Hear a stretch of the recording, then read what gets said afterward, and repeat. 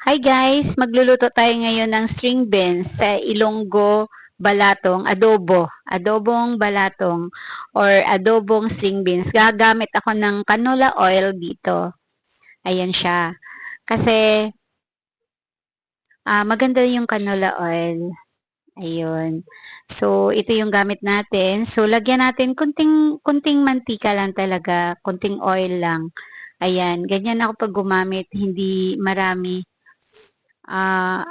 Igisa muna natin dito yung, ayan, bawang, and kunting fry lang, kunting gisa-gisa lang. Ayan, so tapos, isunod natin ang sibuyas. Ayan, igisa lang natin ng konti. Ayan, after natin magisa ng sibuyas, bawang,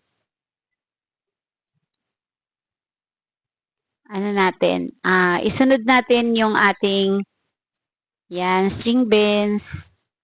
Ayan, so haluin lang natin. Ayan, halo-halo lang. Ganyan ako pag nagluto. Yan, after natin mahalo-halo, maglalagay na po tayo ng tuyo dyan. Ayan, so tuyo. And then, isunod natin ang pagkalagay ng tuyo, maglalagay din tayo ng paminta.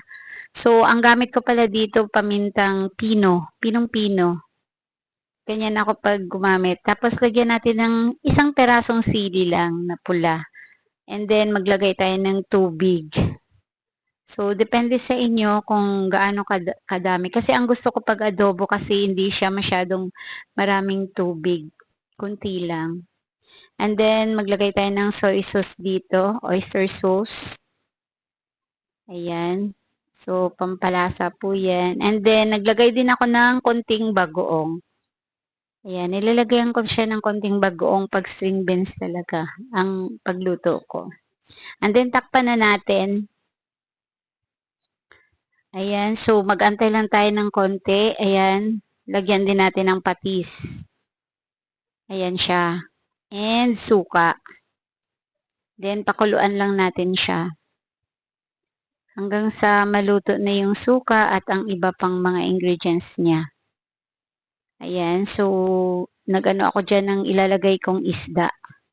Dried fish pala ang nilagay ko dyan. Ayan, so wala na ako ibang saw, ganyan lang yung pag nagluto ako ng adobo.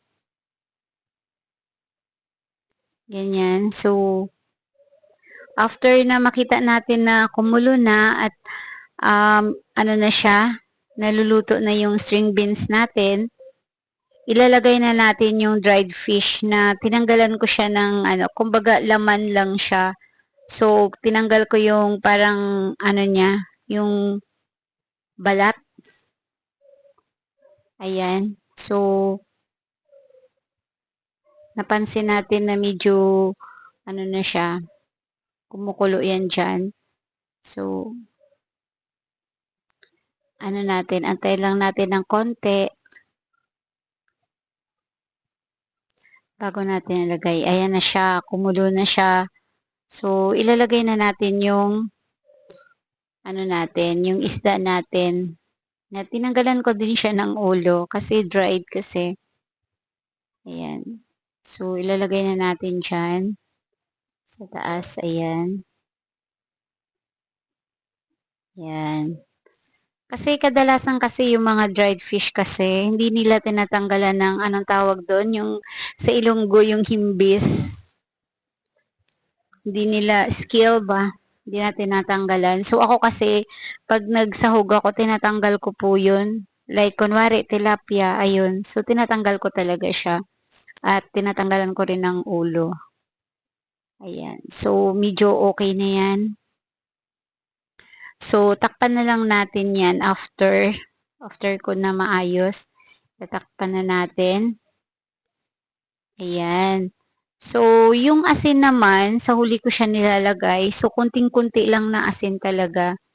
Ayan. So, lalagyan ko yan ng konting-konting asin lang din. And then, yan. Okay na siya. Yan. Isasalin na natin yan sa lagayan, guys. Luto ng ating adobong string beans. Ayan. So, ayan na siya. Isasalin na natin para kumain na tayo. Kain na tayo, guys. Ang sarap niyan. Gustong-gusto talaga nila yan, mga anak ko. Simpleng luto, masarap, at masustansya din siya. Ayan, guys. Thank you so much. Kain na tayo. Bye, guys. And thank you again. God bless everyone. Thank you.